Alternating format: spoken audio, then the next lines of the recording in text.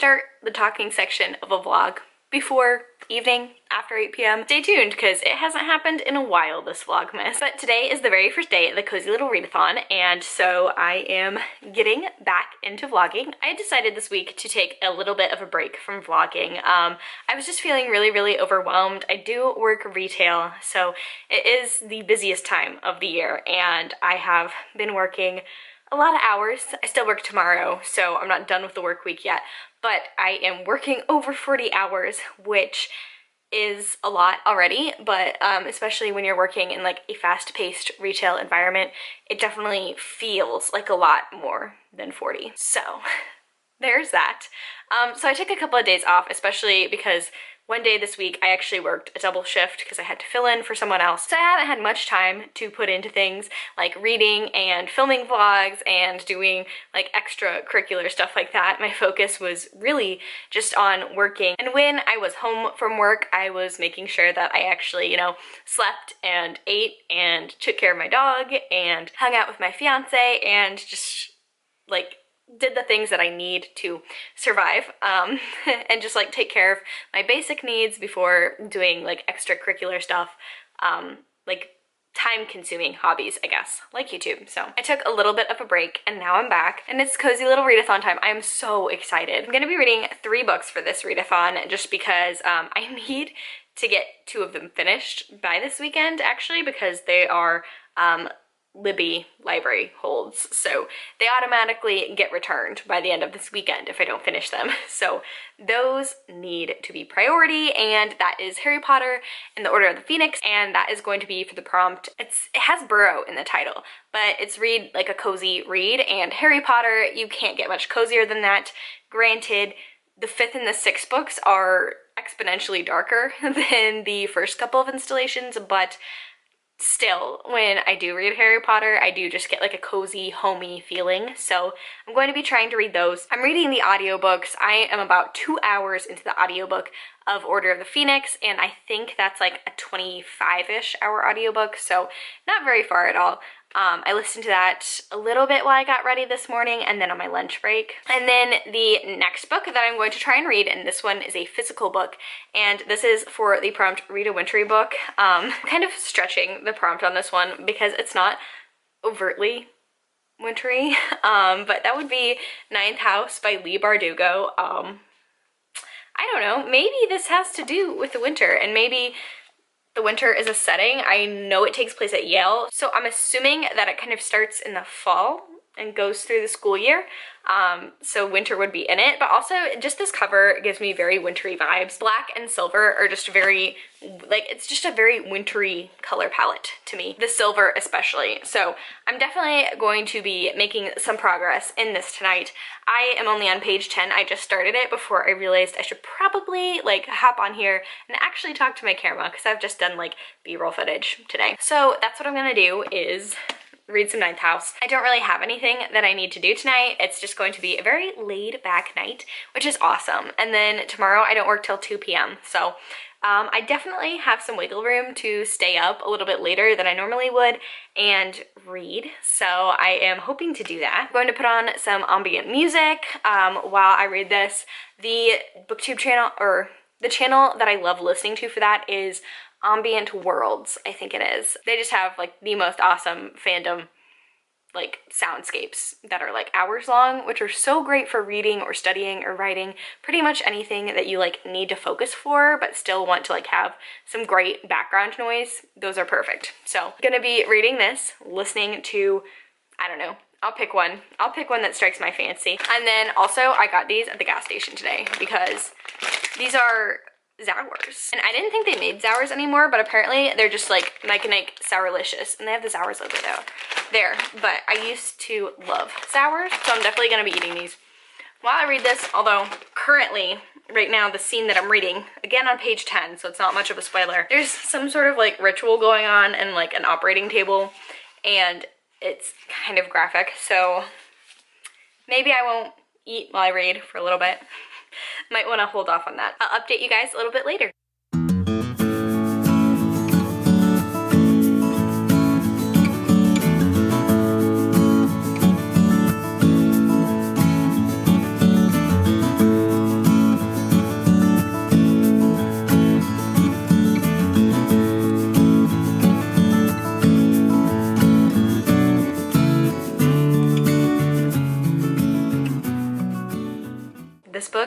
is great, at least so far. I'm really loving it.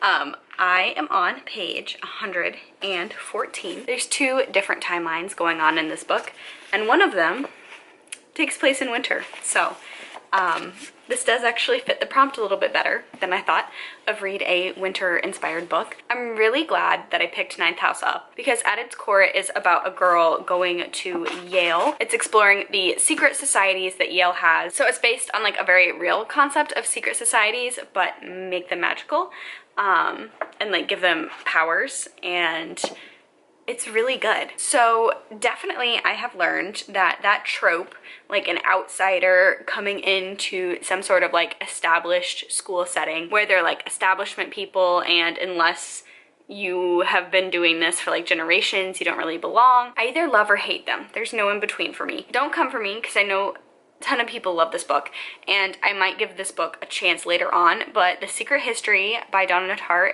I tried reading it last year and DNF'd after like 100 pages. It was one of, I hated every single minute of reading that book. And on paper it sounded like a book that I would absolutely love, but I hated it. I hated just nothing about it clicked for me. And then I read Bunny like a month ago by Mona Awad, and that was one of my favorite books of the year. And it was a very similar premise. It was a very elitist school story about an outsider who's being wooed by this secret society or like this secret club, and I loved it. I gave it a 5 stars. And really I think the main difference between the 2 of them, because honestly the biggest difference between The Secret History and Bunny was that there was a magical realism element to it. They were both elitist coming of age college stories with an outsider protagonist that gets invited into like the secret circle hidden group, and there's like a darker murder mystery sort of thing going on. The only difference between those books, I mean the writing was a little bit different too, but the biggest difference between those 2 books was the magical realism element. So maybe I'm onto something here, because this is obviously more fantasy than magical realism. Like this is straight up fantasy, these magical societies. Our main character, Alex, she can see greys, which are ghosts, and it's a very uncommon trait, which is why she's courted by the titular Ninth House to help run rituals for these different secret societies. And she's very much not a part of this Yale upper class, very connected world. And again, in all 3 books, they follow, I mean, pretty unlikable main characters. I would say at least at this point, Alex is very unlikable, but I love her at the same time. Like she's just a sassy little biatch, and I love it. I mean, if it weren't like 1:30 in the morning right now, I don't think that I would put this book down. So I'm on page 115. It's awesome. I'm glad I gave it a shot. This is my first Leigh Bardugo book, and at this point in time, I'm very glad that this is a series so I can continue on. This is just so fascinating to me, and I'm really loving this. Again, I don't want to say too much because I'm trying to look at this without spoilers, 450 pages. So obviously I don't want to give like a final, oh yeah, I'm going to be loving this series, I'm going to like be picking up every single book as it drops, but so far I love it. It's really good. It's got so many things that I love. An unlikable main protagonist that you actually like and root for. There's definitely a difference between unlikable protagonists that are just unlikable and unlikable ones that you like. And number 2, it has a lot to do with history and just lore of a certain place and like the secret societies. It goes into the lore of Yale itself and just the history of all these different societies, which is awesome. I'm a big history nerd. I love history. Bring it on. I love that in books. Number 3, it's creepy. It has ghosts in it, but it has like unapologetic ghosts. Like we're not trying to debunk ghosts in here or like try and figure out what exactly they are. Like these greys, these ghosts exist. That's canon. Everyone knows about it, and they're just living in a world with these ghosts and magic, and I just absolutely love a good paranormal story that has that ghost established. So yeah, that's that's gonna be all I'm reading for tonight because I definitely have to go to bed at some point, and I feel like I'm at a pretty good stopping point. So I do have to make a recommendation. I've been listening to the Slytherin Common Room from Ambient Worlds. The vibes of that fit this book so perfectly. Like, you're in the Slytherin Common Room, so it's got like that studious, mystical vibe with a hint of magic, which is exactly what this is. Yeah, thanks Book of the Month, because I don't think, if this wouldn't have been a Book of the Month pick, I don't think I would have prioritized it or even read it this year. But I'm really loving it. So that's gonna be the end of today's update. I will check back in with you guys tomorrow. Good morning, guys. It is Saturday the 14th. It is the second day of the Cozy Little Readathon, and I just wanted to hop on before I had to go to work and kind of give just like a quick little reading update. I did pick up Ninth House this morning because I can't get it off my mind. It's really good. So I'm on page 132, so I'm not that much further in it than I had been last night, but I'm very excited to pick this up when I get home. I'm actually not taking this to work today just because it's gonna be a very busy day and kind of a stressful day at work today. It's a huge sale day, and there's like a little bit of a floor set afterwards, so it's gonna be a long day and a stressful day, and I want to maximize my reading time and like relaxation time when I'm on my break, because it's honestly the shortest 30 minutes of life. I'm just gonna be listening to my audiobook, and right now that is Harry Potter and the Order of the Phoenix. And so I'm on chapter 8, The Hearing. I did listen to a little bit of it last night, and then I listened to a little bit while I was working out today. So yeah, I'm just going to listen to that on my break today because I can listen and eat at the same time. I don't really like eating with physical books just because I don't want to get food on them. As much as I'd like to just sit and binge and finish this book, I'm gonna have to leave it at home and pick it up when I get home. So Ninth House is on hold, and I'll just be listening to Harry Potter. Now I have to go get ready for work and do something with my hair. It has just not really been cooperating with me for like the past week or so, which I mean is partially my fault, honestly, because I have been kind of in the process of, I really am trying to diet again before the end of the year, and obviously it's very, very blue still right now, kind of like a bluish green. I've been trying to like strip the color a little bit, just kind of like intentionally fade the color so I won't have to like re-bleach any of my hair except for the roots when I do another color. I don't know, like it feels very clean and it feels very nice, but just it doesn't lay like the way that my hair usually lays, so it's weird to me. But anyway, that's gonna be it for this update. I will catch you guys after work.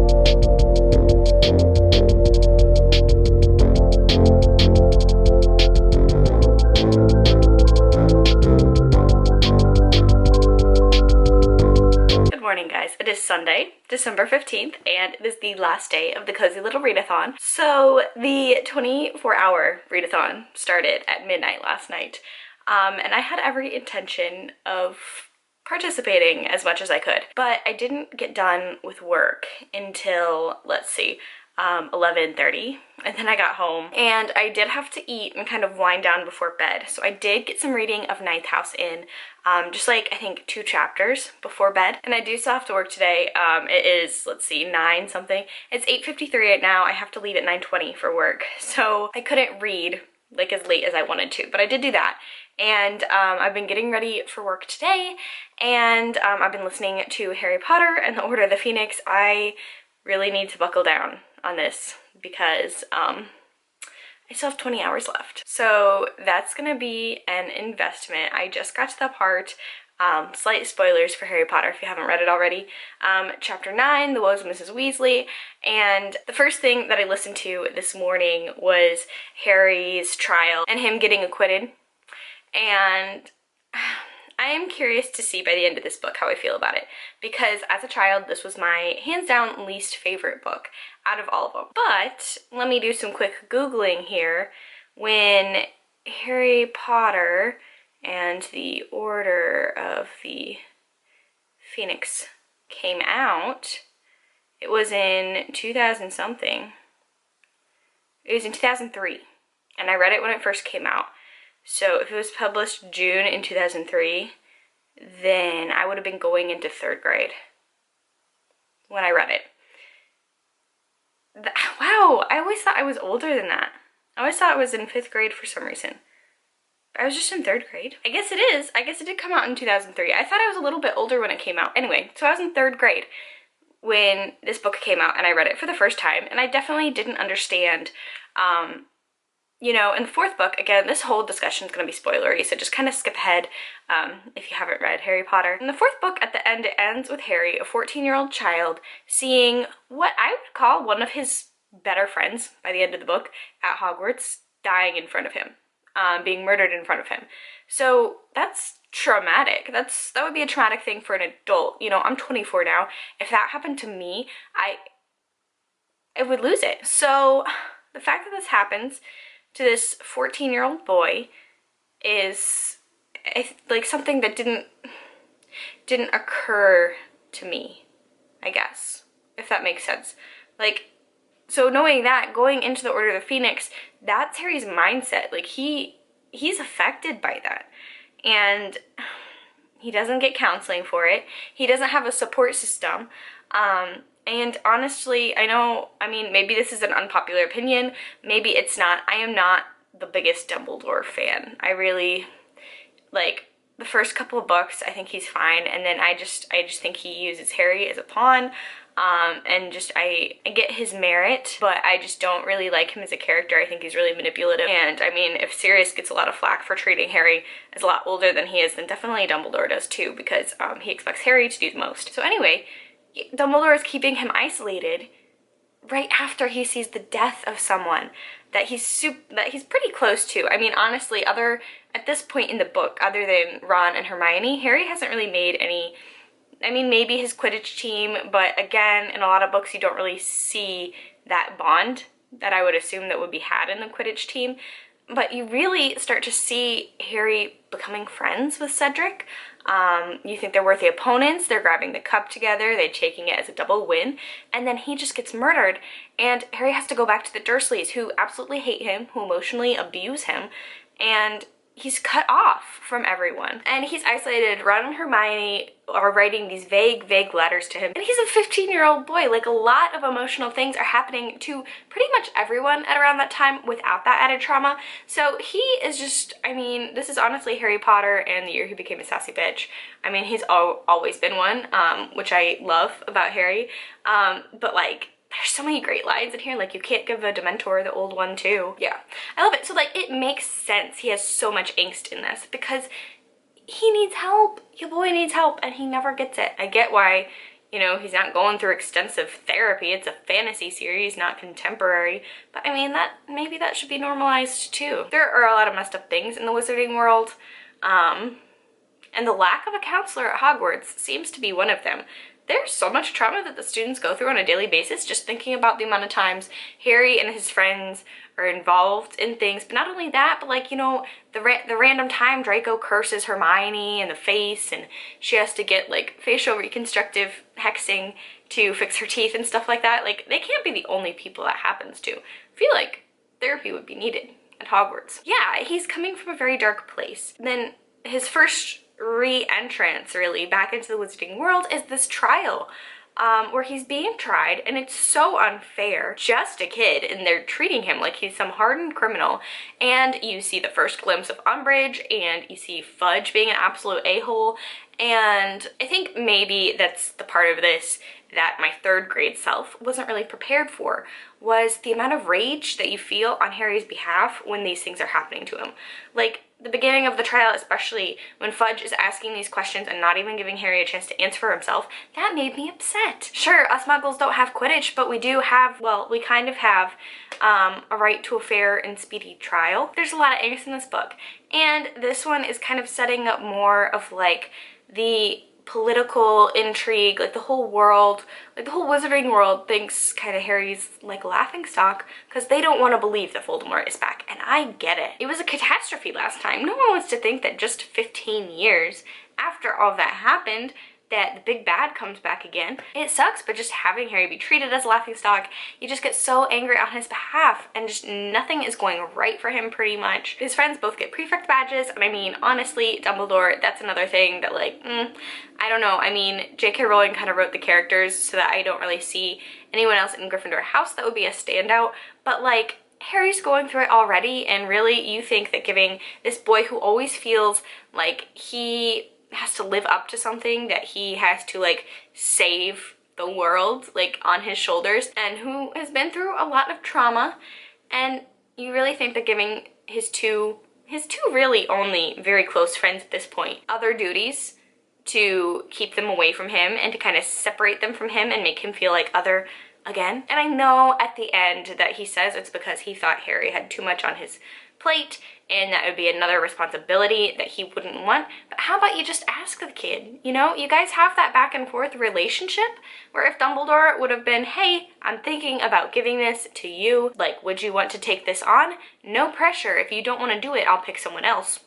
I mean, I don't know. Again, I don't see how it can be reconciled because obviously Hermione is the best in their year and she deserves it. I mean, I think there's more of a case for Ron not being able to get it, but I think it's awesome that he did get it. So that's where I am. I'm gonna keep listening to it on the way to work. Just wanted to give that quick little update about what I'm reading in terms of Harry Potter. I know a lot of my audience has actually already read it, so that's why I'm okay giving a really long spoiler talk. I'm not gonna have as many spoilers for Ninth House because it's still a really recent release. I try and have, I guess, my books be more than 10 years old when I give spoilers for them. So that's gonna be it for this update. I have to actually keep on getting ready for work. I only work until 7 p.m. today. So there's gonna be plenty of time to do the rest of the challenges for this readathon. I'm definitely gonna be making like some hot cocoa, something like that, something fun. And getting some pages in because I want to finish at least one book this readathon. I don't know if I'll get any baking done. I don't think I have any like baking supplies in the house and I don't really feel like going out and buying any. So I probably won't get any like gingerbread house or cookies made, but I'll definitely make some hot chocolate or something and curl up, and I think I can finish Ninth House today at least. We'll see if I can finish Harry Potter. That's gonna be it for this update. I will check in with you guys in the next clip.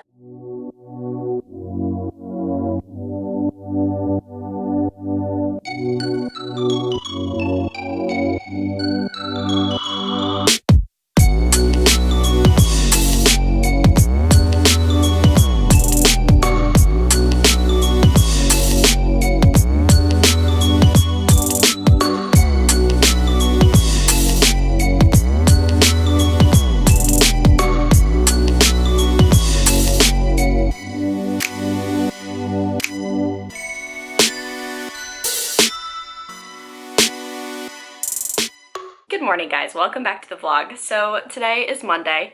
It's the day after the Cozy Little Readathon, and I just want to check in and do a little bit of a reading update for you guys because I actually haven't talked to the camera since yesterday morning, right before I was about to go to work. I didn't finish any books this readathon, but I mean, I'm okay with that, honestly. I didn't really have too much time to read this readathon because I did work Friday, Saturday, and Sunday, which sucks. My reading time was limited, but I had a really good time and I managed to pick up one book that I was probably not gonna read this year, and now it might become one of my favorites of the year. It depends. So checking in, doing a little bit of a reading wrap up for this readathon.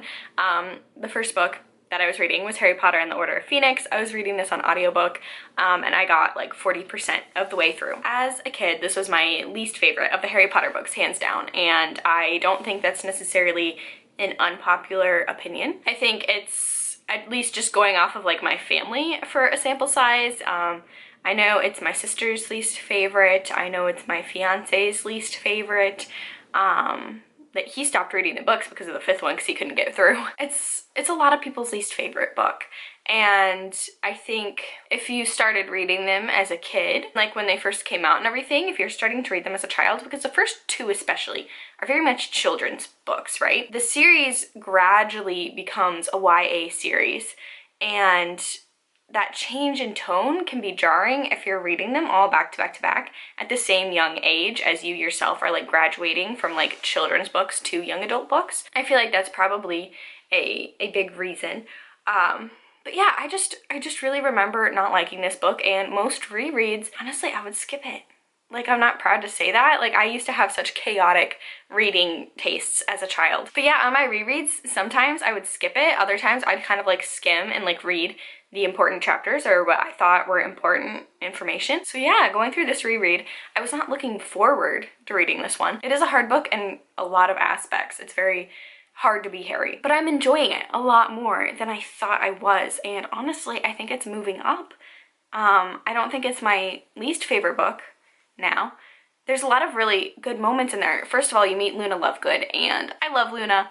I hate how she's treated throughout the series. I truly don't get it. Like, y'all live in a world of magic, and like there's no reasoning whatsoever to like your money system or your court system or to your schooling system. Literally, it's all chaos, and then we're just gonna decide, oh, she's the crazy one because she believes in these things, when truly anything is possible with some magic, really. Don't like that, but I do love Luna. I like that she gets introduced in this series, and there are just so many heartwarming moments. Like, Neville starts to kind of shine. I really enjoy, you see a little bit more dimension to other Gryffindor fifth years, like Dean Thomas and Seamus Finnegan. Also, anytime he's in a scene, it makes me smile inside, because as a little kid, when I read the first book for the first time, I thought it was Seamus. I mean, I'd never met anyone named Sean that was S-E-A-N or Seamus.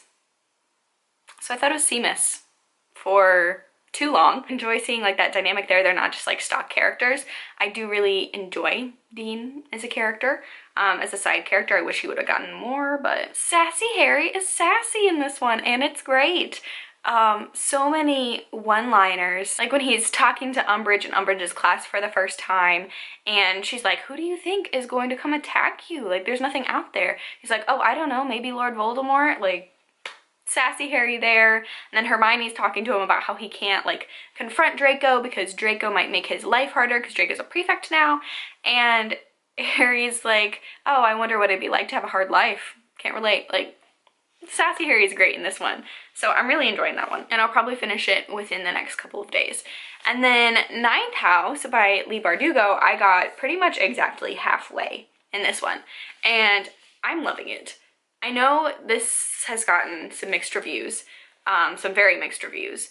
And we'll have to see how I feel about the ending. So this is a pretty popular book. I actually have people in real life who've read this book, which is exciting because not a lot of people in my life are in like the same reader kind of category as I am. So it's always exciting when people are actually reading books. People who I have noticed have tended to love this usually read more adult than YA, usually read darker genres. So like people who read kind of more crime stories and who read thrillers. And then I've also noticed people who are picking this up, not having read Leigh Bardugo's other stuff, have also tended to like it a bit better. So that makes me think, again, I could just be speaking out of my butt here because I have not read Leigh Bardugo's other work, but I'm gonna guess that this is different in style than her other books, because her other books I think are considered YA and this is considered adult. So I think this is a lot different than what people expect from Leigh Bardugo in terms of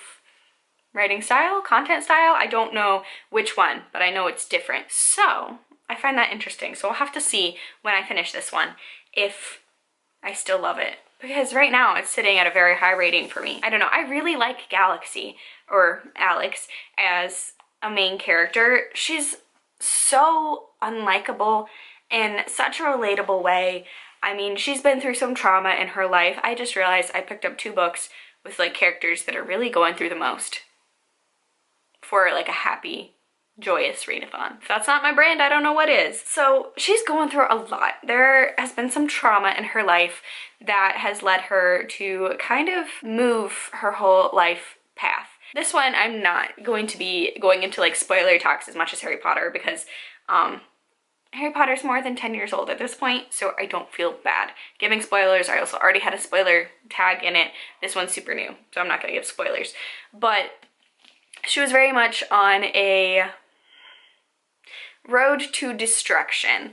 Her life was not going great. There's a traumatic event that happens, and she gets this second chance. The dean of Yale University comes to her and invites her to become a member of a secret society, and she gets a full ride to Yale, and this will turn her life around. She's actually a high school dropout, so this would truly turn her whole life around, give her some greater purpose to the life that she had been leading before now. This secret society she becomes a part of, they are kind of the watchkeepers or guardians of the other secret societies in Yale. They're like secret intellectual societies of the elite, and they also do magic.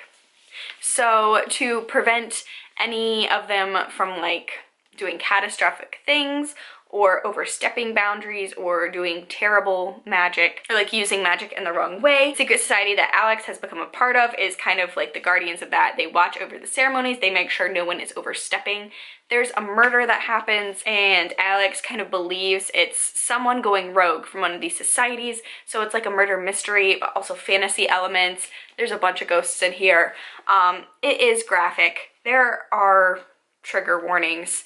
Absolutely. It's a dark book. Nothing in here has been like too shocking or made me think, oh, this is like overstepping.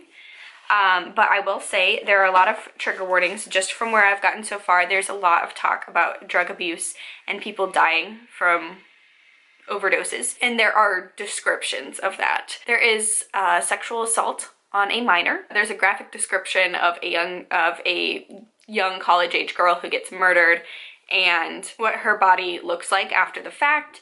There's a lot of graphic depictions of violence in here, I would say. And I haven't finished it, so I can't give like a full trigger warning list, but I would say if you are squeamish in any way regarding gore, probably don't pick this up. This is, I mean, there's a lot in here. It has a lot to do with dead bodies, so you know your limits. I don't think this is one where you're like, oh, I kind of have issues with this sometimes, but sometimes I can push through. I don't think that you'd enjoy Ninth House. That's gonna be it. After I finish this clip, I'm actually gonna start back up with another vlog. If you liked this video, please be sure to give it a thumbs up, leave a comment down below, subscribe for more content from me, and I will catch you guys in the next video. Bye!